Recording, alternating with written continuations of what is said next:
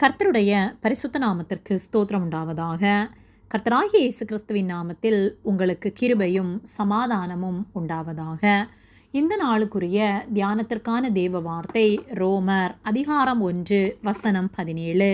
விசுவாசத்தினாலே நீதிமான் பிழைப்பான் என்று எழுதியிருக்கிறபடி விசுவாசத்தினால் உண்டாகும் தேவ நீதி விசுவாசத்திற்கென்று அந்த சுவிசேஷத்தினால் வெளிப்படுத்தப்படுகிறது. பிரியமானவர்களே, கர்த்தருடைய பிள்ளைகளாகிய நாம் கர்த்தரை விசுவாசிப்போமானால் பிழைத்து கொள்வோம். விசுவாசத்தினால் நீதிமான் பிழைப்பான் என்று வேத வார்த்தை சொல்லுகிறது. நாம் கர்த்தரை விசுவாசித்து எந்த சூழ்நிலையானாலும் கர்த்தர் என்னை வெட்கப்படுத்த மாட்டார் என்று அவரையே நம்பி ஒவ்வொரு காரியங்களையும் நாம் செய்யும்போது கர்த்தர் நம்மை ஆசீர்வதிப்பார். ஆபிரகாம் கர்த்தரை விசுவாசித்தார்.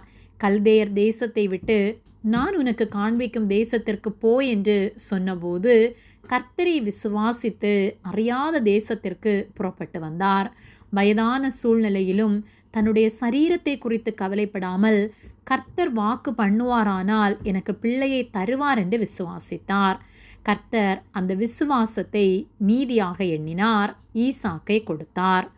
பின்பு ஈசாக்கை பலியிடும்படியாக கர்த்தர் சொன்னபோது அப்பொழுதும் மாறுதரம் பேசாமல் கர்த்தருக்கு கீழ்ப்படிந்து விசுவாசத்தினாலே பலியிடும்படியாக ஈசாக்கை கொண்டு போனார். தானியேல் கர்த்தரை விசுவாசத்தினால் 3 வேளையும் கர்த்தரை ஆராதித்தார். கர்த்தர் சிங்கக்கெபியில் தப்புவித்தார்.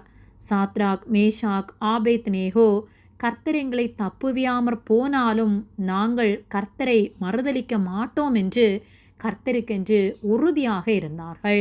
கர்த்தர் 7 மடங்கு அக்கினி சூளைக்கு அவர்களை தப்புவித்தார். இப்படியாக வேதாகமத்திலே அநேகர் விசுவாசத்தினாலே தங்களை காத்து கொண்டார்கள். விசுவாசத்தினாலே பாவத்திற்கு விலகி பரிசுத்தமாய் வாழ்ந்தார்கள். நாம் கர்த்தரை விசுவாசிக்கின்றோமா என்பதை சிந்தித்து பார்க்க வேண்டும். இக்கட்டான சூழ்நிலைகள் வரும்போது இனியும் நான் கர்த்தருக்கு காத்திருப்பது விருதா என்று சொல்லி உலகத்தை நாடி ஓடுகின்றோமா, அல்லது கர்த்தர் என்னை கைவிட மாட்டார் என்று அவரையே நம்பி காத்திருக்கின்றோமா என்பதை சிந்தித்து பார்ப்போம். ரோமர் 1:17 விசுவாசத்தினால் நீதிமான் பிழைப்பான் என்று எழுதியிருக்கிறபடி விசுவாசத்தினால் உண்டாகும் தேவ நீதி விசுவாசத்திற்கென்று அந்த சுவிசேஷத்தினால் வெளிப்படுத்தப்பட்டிருக்கிறது என்று சொல்லப்பட்டுள்ளது. விசுவாசத்தினாலே தேவ நீதி உண்டாகும். கர்த்தர் மேல் நாம் வைத்திருக்கிற விசுவாசத்தை கர்த்தர் கனப்படுத்தி நமக்கு உதவி செய்வார்.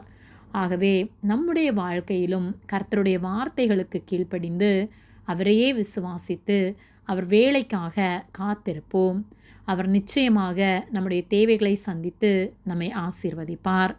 நாம் நித்தியமாய் அவரோடு வாழத்தக்கதாய் நம்மை பரிசுத்தமாய் காத்து கொண்டு அவருக்காக ஆயத்தமாய் காத்திருப்போம். கர்த்தரோடு என்றென்றும் ஜீவிப்போம். ஆமேன். ஜெபம். எங்களை அதிகமாக நேசித்து வழிநடத்தி வருகிற எங்கள் அன்பின் பரிசுத்த பிதாவே, இந்த நாளையும் நாங்கள் காணும்படியாக நீர் எங்களுக்கு ஜீவனை தந்து தயவு பாராட்டி எங்களை பாதுகாத்து பராமரிக்கிற உம்முடைய அன்பிற்காக நாங்கள் உமக்கு நன்றி செலுத்துகின்றோம். நாங்கள் தியானித்த வார்த்தையின்படியே விசுவாசத்தினாலே நாங்கள் பிழைத்து கொள்ளும்படியாக ஒவ்வொரு நாளும் உம்மை விசுவாசித்து உமக்கு காத்திருக்கிறவர்களாய் உம்மையே நம்பி ஜீவிக்க எங்களுக்கு உதவி செய்யும்படியாய் ஜெபிக்கின்றோம். எங்களை உம்முடைய கரத்திலே தாழ்த்தி ஒப்பு கொடுக்கின்றோம். இயேசுவின் நாமத்தில் ஜெபிக்கின்றோம் ஜீவனுள்ள நல்ல பிதாவே. ஆமேன். கர்த்தர் உங்களை ஆசீர்வதிப்பாராக.